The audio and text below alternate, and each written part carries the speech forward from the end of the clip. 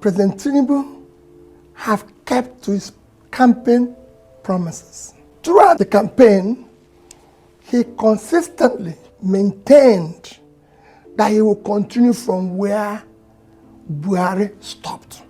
And that is done very well. I would say excellent. I'll give him excellent pass mark. And it's very simple. It's chance.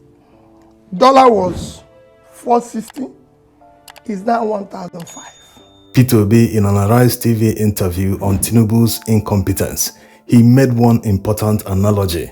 He likened what is happening in Nigeria to a situation where there is turbulence in the plane, that it is not the time there is turbulence that stewards in the plane will come out and start serving people food. When it is obvious that there is economic decline, the government has a duty to prioritize projects that will lift the economy. Like the saying goes, a man whose house is on fire should not be chasing rats. So when you think of how Tinubu and his associates and all the people in power, how they reason, it's unimaginable why they can't do things properly.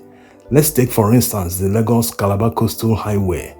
Initially, when this road started, the two major reasons people were against it was because there are many thousands of kilometers of federal highway that are unmotorable. They wanted the government to divert that fund to repairing and fixing these roads so that it will boost economic activity.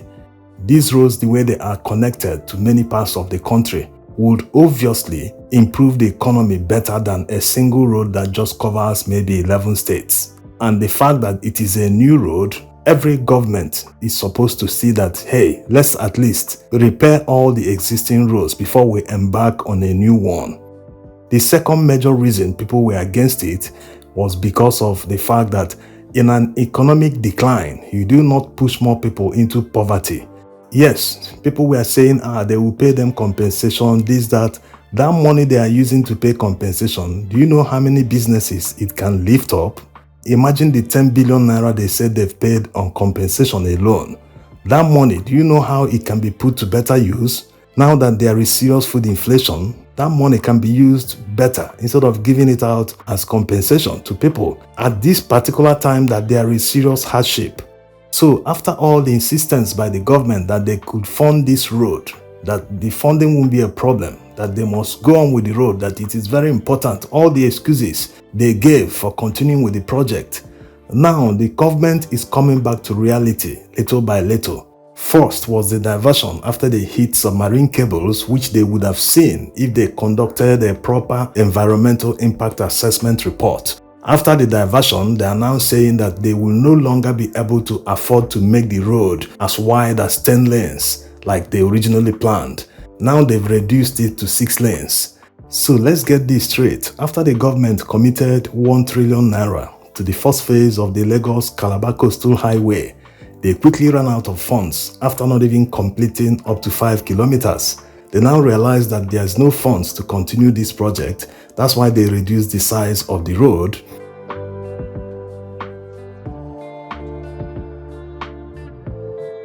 They also quickly realized that they do not have funds to maintain and rebuild other highways across the country. Just like the opposition pointed out at the initial stage, that it was better for the government to attend to existing federal highways to boost commerce instead of tankers and trailers falling on roads because they are unmotorable. Now they are seeking a fresh loan of $500 million from the World Bank to rebuild what they call rural roads. But we all know that the federal government owns all these federal highways. There's nothing like rural road, except they mean that these roads crisscross rural areas across the country. So the government have effectively turned around 180 degrees to do exactly what the opposition was hammering at the initial stage. But why are they doing it with loans? That's the problem. They could have diverted 1 trillion naira to maintain the interior roads instead of taking loans to do them. So it's too tiring trying to get into their mind to see how they reason.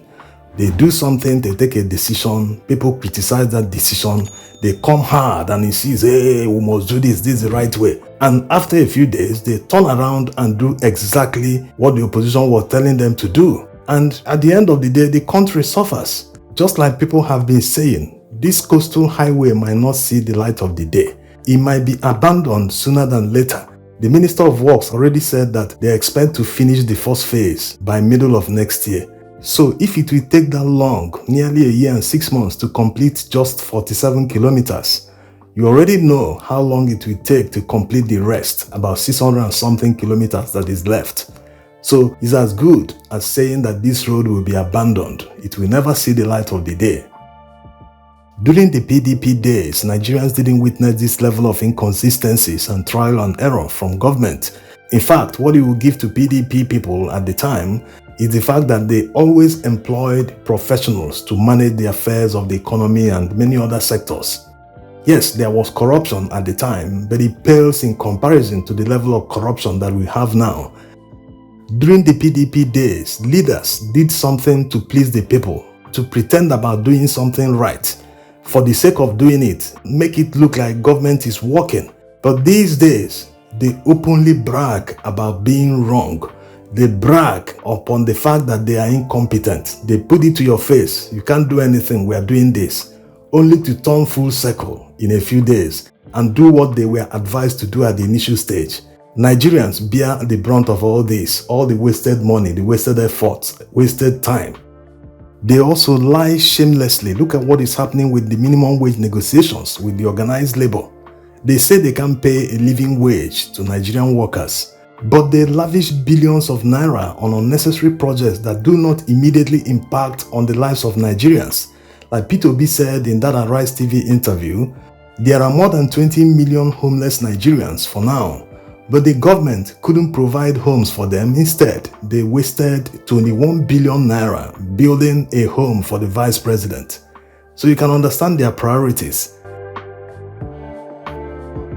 And concerning the minimum wage negotiations with organized labor, no one actually knows the true situation right now, because Tinubu said that he will forward the bill to the National Assembly to pass. No one knows how much they will pass, whether it's still 62,000 they proposed, or whether they will come up to about 100,000 naira per month. Minimum wage! Minimum wage! Minimum wage! Minimum wage! Minimum wage! Minimum wage! Minimum. It is very obvious that these workers were meant to attend this June 12 Democracy Day event because they were shouting minimum wage to his hearing. He won't pretend he didn't hear them. That's the difference between PDP days and now. Because if this were to be Obasanjo or even Goodluck Jonathan, workers were telling him directly, please pay us a living wage, he will do it for doing sake, even if it means sacking workers. Yes, what good does it make that people are working without earning anything, working for a salary that won't take them home? It doesn't make any sense. People are just doing it for the pensions. They are into serious debt. They manage, they do anything they can, even if it's just to eat once a day, just to maintain the job. It's because there's no job in the country. That's why people cling on the one they have. They have nowhere else to run. It is better to have this than have nothing. What are you going to do? Are you going to go to the farm? Insecurity will prevent you from farming. You will invest millions into farms, and one day cows will eat all the crops. They will eat all your investment. There's nowhere to run to. You want to focus on one business, you will see all the obstacles that were laid by the government. Yes, look at what they are doing with the exchange rate.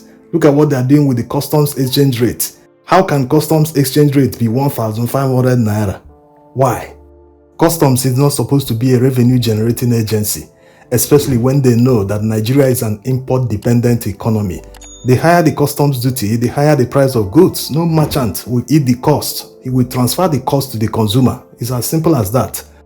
So like Sheikh Sani told Tinubu to his face, it is time to do the right thing. Even if all the people he appointed, all his associates around him, don't tell him the truth, that they always pre-sing for him and tell him what he wants to hear. Now, someone else has told him, he won't pretend that he didn't hear what the person said or that he didn't understand the person. Civil servants also told him at the Ego Square grounds. So it is time to do the right thing. Thanks for watching. I would like to draw your attention to this fact and this truth. The national anthem cannot unite a nation. A national pledge cannot unite a nation. A constitution cannot unite a nation. A nation is united by the ideals of freedom. A nation is united by equity and by justice. Mr. President, you have a duty to succeed. If you succeed, you will share your glory because you came from the trenches, you came from that struggle, you come from that period of struggle. Mr. President, if you fail, they will say that those of you who fought for democracy have nothing new to offer to Nigeria.